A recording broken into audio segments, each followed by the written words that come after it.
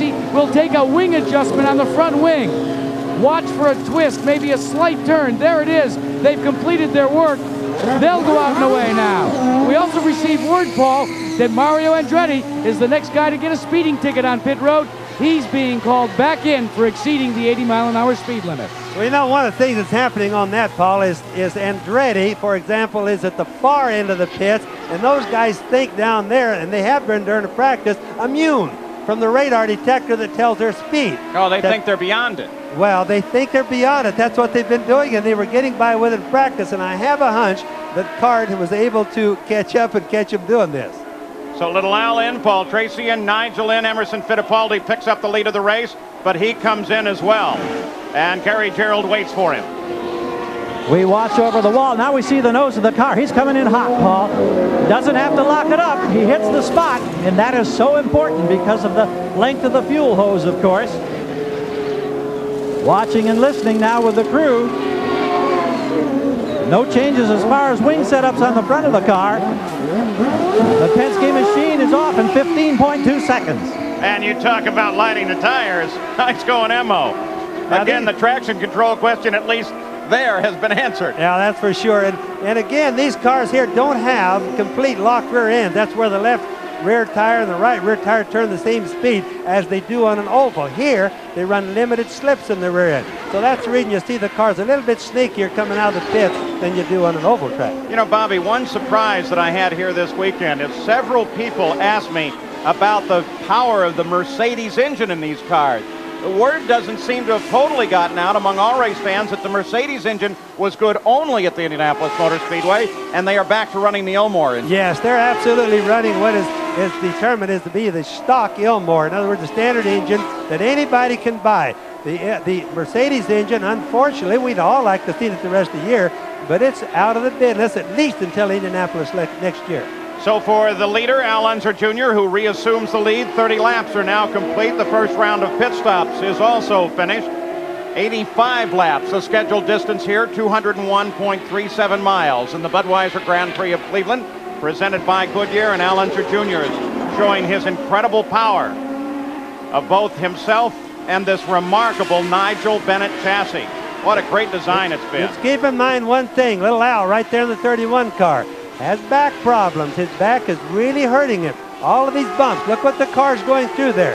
It's really bothering his back a lot, and of course, from my standpoint, I hope it doesn't bother him during the race. Paul, you mentioned Nigel Bennett, the designer of the Penske cars. I had a wonderful talk with him the other day. I congratulated him on the success of the season. He quickly said, remember, the season's just half over. There's a lot left to go. And I said, well, why are the cars so much better than they were last year? He said, first of all, they're only a little bit better, but my design philosophy is each year to eliminate another mistake that I made the year before. Try to make fewer and fewer mistakes. And really, in a sense, with this year's car, it seems that he's made really almost no mistake. Although in his mind, I'm sure there's some shortcomings that he'll improve next year. Well, how perfect and how methodical. Al Unser Jr., an 8-second lead over the second place Nigel Mansell, followed by Fittipaldi, Tracy, and Alessandro Zampedri is moving up into the top of the order as well.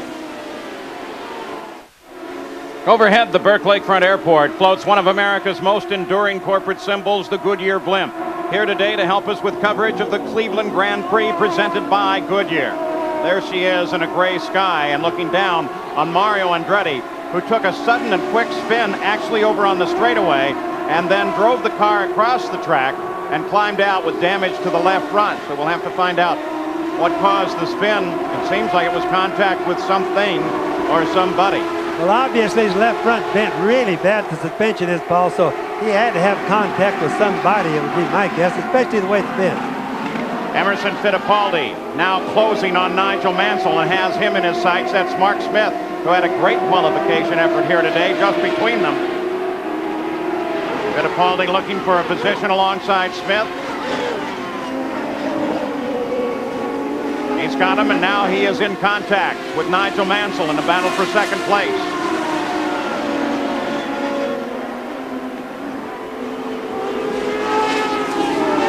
Remember, both Nigel Mansell and Emerson Fittipaldi, former world champions, but belonging to a different era in Formula One, more than 10 years apart, their championships, now racing almost wheel to wheel here in Cleveland. You know, the one thing that Nigel wants to do, like right now with Emil breathing down his back like that, he wants to have just enough gap where these guys in front of him don't interfere with getting caught. In other words, that's how he was able to pass a little while ago, and he doesn't want to get caught in that.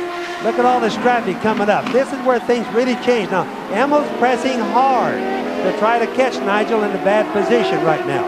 It says something about Nigel's motivation, Bobby. Don't you think that even as talk seeps out through the press that he probably won't be doing IndyCar racing next year, he's still fully motivated to succeed wherever possible in the remaining races this year? Oh, he's a thoroughbred, Tim. There's no question about that.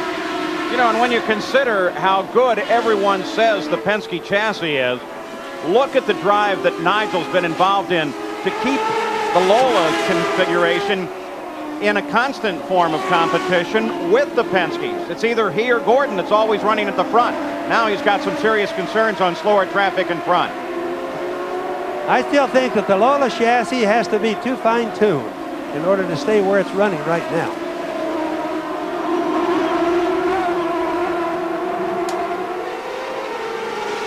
We've got a battle going here. Nigel Mansell being charged. While we watch this, let's try and get an update on Mario Andretti's situation, Jack. Well, Paul, for the last time in his driving career, Mario Andretti has come out of the cockpit in Cleveland. What broke on the car, Mario? Nothing broke. Well, it broke after I got hit. The car number one just miscued there a little bit, and he hit me on the left front, and then broke the right. It broke the wishbone. A tough break, but looking at the track conditions the way they are, what is your assessment of the change in the weather? How has it affected the cars? Oh, everything for the better. I think everybody's going quicker. The times that we're running out there are almost qualifying times, so the tires and everything are just taking a big breather today. A teammate of yours, Nigel Mansell, you say is the one that hit you. What do you say to him? I'm sure he didn't want to do it, but could have been more careful too. Paul? Oh, got chunked by his own teammate, Bobby. Well, I think it kind of shows you one thing, that teammates don't plan races out and teams don't tell who's going to do what during the race. I think that's kind of the proof of the pudding right there. Well, Nigel Mansell now becomes a question mark on the line, sitting currently scored in second place. But if that damage happened to Mario's car, what kind of damage might Nigel have? Well, not really probably going to have any damage because the rear is much stronger than the front. You can just see the mass in the rear compared to the front. And Mario said that Nigel hit his rear on Mario's front. Mario's the one that went away. Nigel's rear obviously is okay because he's still flying. All right, but let me ask you something else. This track is rough. You've already said that. Physically rough. There's a lot of travel in the suspension here. In the past, it has damaged half shafts and constant velocity joints in the rear suspension. Could this extra blow make a difference? Not really to that, Paul, because the bumps are going to get the transmission and the drive shafts, the CV joints, as you mentioned, but it's really not going to get the suspension as much as you might think. Boy, Nigel's really got his work cut out for him. That's Michael Andretti in the red car right ahead of him right now. Teo Fabi in the yellow car, one step up. He's got to get by both these men who are extremely aggressive and who are having their own battle before he can be sure that he's safely in front of Emerson Fittipaldi, of course, is dogging him. And that's one thing they don't like to do. Those guys in the front that are having their own battle don't like to be bothered by somebody that's going faster than them. Yeah, exactly. A lot of pride at stake. All right, as we watch this battle, which is broken off for the moment, it gives us a chance to take a look at the confrontation between Mario and Nigel Mansell.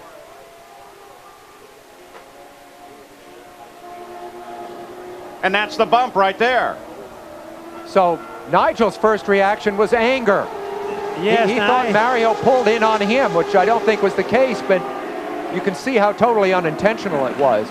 Yeah, that was a collision that, boy, there was a close one right there. Well, this is a decisive moment because remember, you talked about Michael Andretti here in the red car on the right taking over the seat next year on Newman Haas from Mansell. So there's a lot at stake right here. As Nigel moves under inside Michael.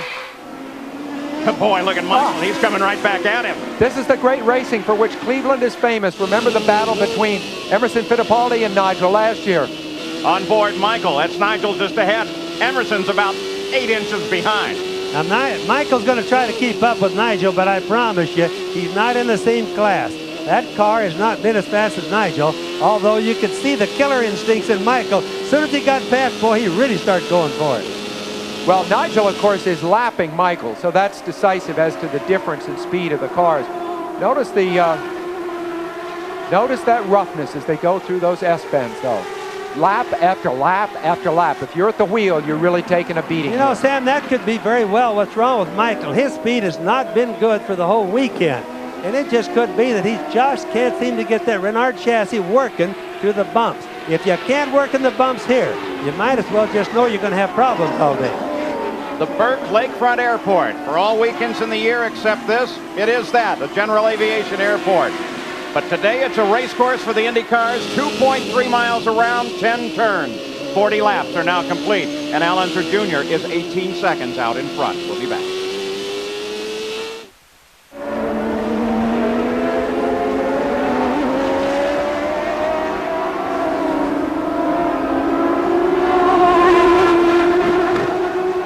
We're past the halfway point now.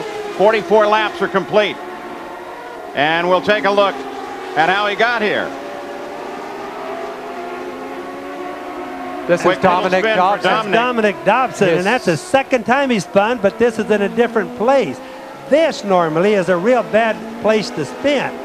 Normally they hit that wall out there and race cars get all broken up. He spun it awfully early, so he might have had a little help getting somebody pinching him down or something. It's rare to see him spin that early in the turn. I'll tell you what, I would prefer that I were not sitting there if I were Dominic Dobson. So let's go to the pits once again, and Gary. Paul, we need to update the ongoing woes for Robbie Gordon. Remember, he started with such promise in the third row, had that stop and wait penalty. Then they came in with a punctured right rear and had problems with the axle. That cost them an inordinate amount of time. Slipped to 25th in the lineup, now back up to 21st. Been a tough afternoon for Derek Walker's team thus far. Let's go to Jack. Well, Paul, as we show you a shot, you can see the speed limit sign for pit road. You see the man in blue next to him? That is the man with the radar gun that determines whether you violate the speed limit or not. We're in Jacques Villeneuve's pit. We'll show you where the speed limit stops. At the end of his pit, right here, there's an additional, maybe almost a quarter of a mile of pit road where the drivers are allowed to accelerate as fast as they care to. But it's the man in blue that'll get you if you go over 85 miles an hour on pit road. Yeah, That's what happened to Mario Andretti and to Robbie Gordon. Yeah, but Jack, hold on a second. How far down is Mario's pit? Mario's pit, believe it or not, is only 2 pits away from the man in blue. Ought to tell you something about the acceleration on these Indy cars.